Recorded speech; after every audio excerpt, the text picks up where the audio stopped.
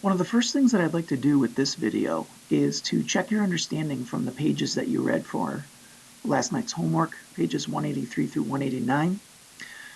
Here are 3 questions that are going to try to summarize some of the things that were talked about in that reading. Number 1, in event-driven programming, the object which is firing the event is called the blank blank. So that's 2 words. Number 2, the object which is expected to respond to the event is called the blank blank. Again, that's 2 words. And question number 3, the mouse listener interface has 5 methods which must be implemented if you're going to run an interface. Well, the mouse listener interface anyways. Name any 2 of those 5 methods. So let's go back and actually get the answers for this. Number 1, in event-driven programming, the object which is firing the event is called the event source. So when anybody talks about a source, they're talking about what is the thing that's responsible for causing the event to happen. Number 2, the object which is expected to respond to the event is called the event listener. So that's the thing in your code that's going to handle what to do when that particular event is fired. Last but not least, our mouse listener interface has 5 methods which must be implemented. Name any 2 of them. Well, here are their 5 names, and as long as you had any 2 of these, that'd be great. We have mouse pressed, mouse clicked, mouse entered, mouse exited, and mouse released.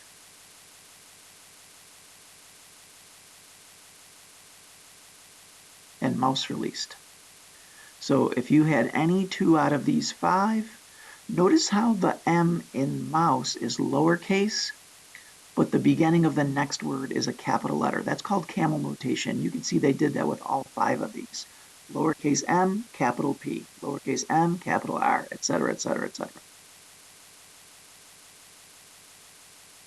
The next thing that I'd like to talk about is why do we even need this event-driven programming? Like, what's its reason? I want you to think about the last code that we just wrote, the one about the ball bounce. And one of the things that we did in that ball bounce code in order to get our program to slow down was we made a for loop and made it count up to 2 million. So that it wouldn't be updated so fast that we could see the individual steps of the ball being painted and then erased and then painted again. What problems could arise from doing things this way? And what would be a better way to do this same thing? So one of the things that could be a major problem with this is that not all computers are created equal. Some computers run faster than others. So while counting to 2 million on our computer might work great, if we took that same code to a faster computer, it might increment through those individual steps too quickly. Or if we took our program to a computer that is older, it might take too long to count up to 2 million and therefore process too slowly. So the main problem is this would not be consistent among different computers. What would be a better way to do that same thing?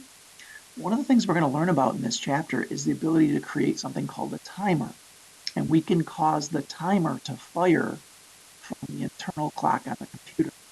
So if we want our timer to fire every quarter of a second to refresh the screen and paint it, that would be the same on everybody's computer, since all computers have an internal clock and they can count, a quarter of a second and then fire. Now that we have an understanding of why event-driven programming is a good idea, let's take a look at some of the main components that are involved in event-driven programming. First of all, you've got to have an event. An event is when an object signals that something has happened. Now that something that has happened could be a lot of different things. And we'll talk about some of the main things down here below. there must be an object that causes the event to happen.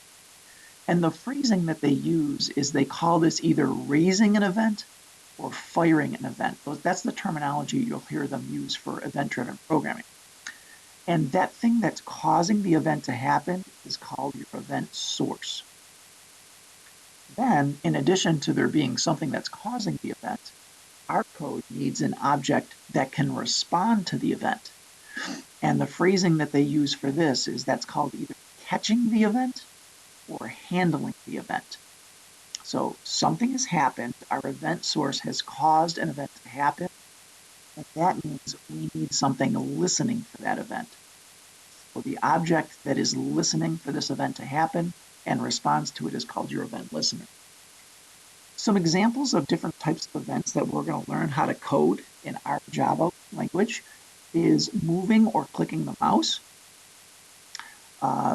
Your system can fire an event based on an elapsed time in the internal clock, and those are called timers. And we're also going to learn how to fire events based on different keys on the keyboard being pressed. So this one uses mouse listener.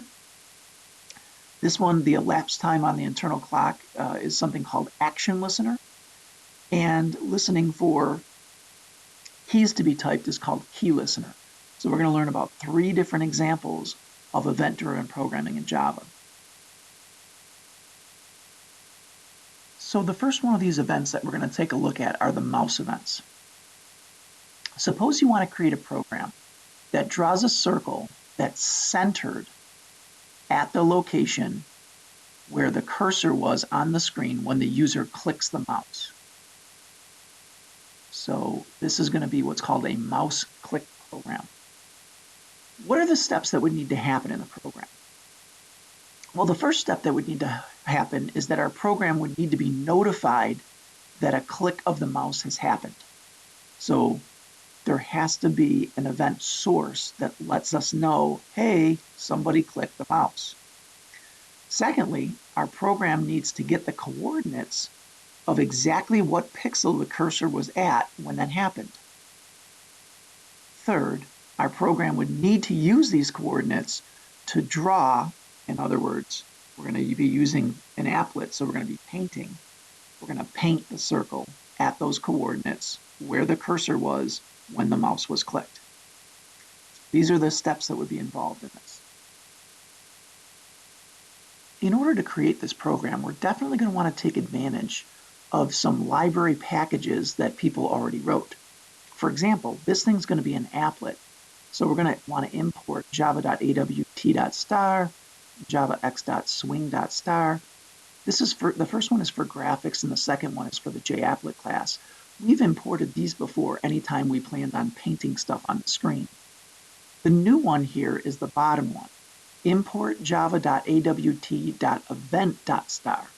Now this would actually be already included in the import statement that we did first, but I'd like to specify that I'm going to be working with events. So that's the reason for specifying this. And this is not only for mouse events, which I have listed over here, but this is also going to be the package that you're going to want to import for timer events if you're firing based off the internal clock. And this is also the package that you want to import if you are planning on listening for certain keystrokes, which is something called key listener we'll learn about later. The class declaration for this program is going to end up being a little bit longer. So public class mouse circle extends JApplet. Up to here, we have seen all of this before. Public means anybody can use it. Class is the keyword that we use anytime we're creating a new class. Mouse circle is going to be the name of the class.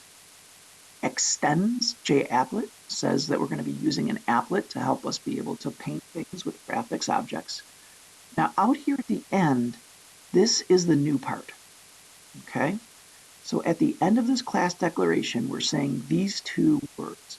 Implements, mouse listener. Implements is a keyword in Java that lets the compiler know that the class is going to be making use of something called an interface. Now, an interface is actually a really complicated thing in Java. The The chapter that involves what to do with interfaces is actually chapter 9 in our book. And we're not, in this class, going to make it to chapter 9, so I'm just going to give you some very short details on interfaces.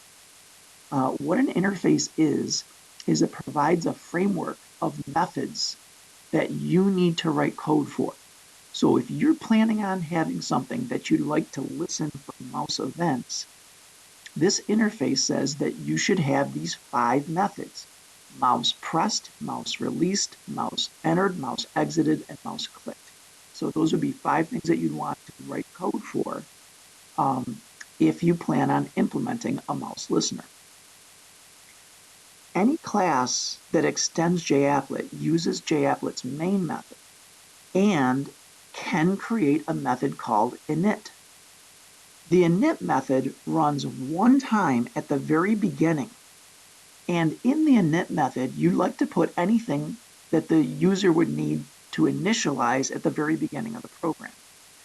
And we'll see one of the things that we're going to have to initialize in this program is we have to tell our program that it is something that needs to listen for mouse events.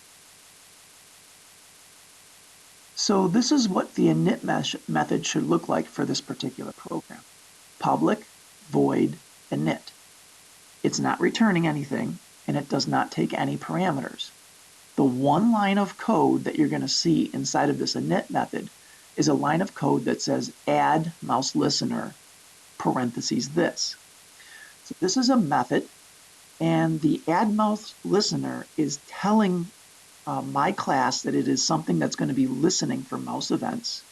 And the word this is telling the mouse listener who to notify, who should this thing notify whenever there is something that's happening with the mouse.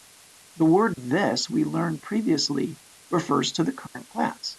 So anytime something that happens with the mouse, whether it's pressed or released or clicked or entered or exited, it should tell this class that something has happened. So it's directing the information to this class. Again, from our reading, we saw that there are 5 methods that must be written whenever you say you're going to implement the mouse listener interface. And here they are. Public void mouse clicked, and it takes a mouse event E as a parameter. Public void mouse entered, public void mouse exited, public void mouse pressed, public void mouse released. Again, all of them take a mouse event E as a parameter, and they're methods, so you're going to need to open close braces after each one. Now, when an interface is implemented, you must write code for each one of these methods. The bare minimum that you can get away with is opening and closing a set of braces. So by opening and closing a set of braces, you fulfill your obligation to write the method for each one of these. Now, if all of these braces are left blank, then your code would never do anything when something happens with your mouse. So if you want your code to actually do something, we're going to have to put coding inside of at least one of these things. And the one that we're going to choose to use for this program is the first one, mouse clicked. We will put coding inside of here so that it actually does something when the mouse is clicked. That is the end of the first day of notes on this. I'll be posting another video tomorrow to help you finish up this program, and then you'll get a chance to actually write the code and test it out yourself.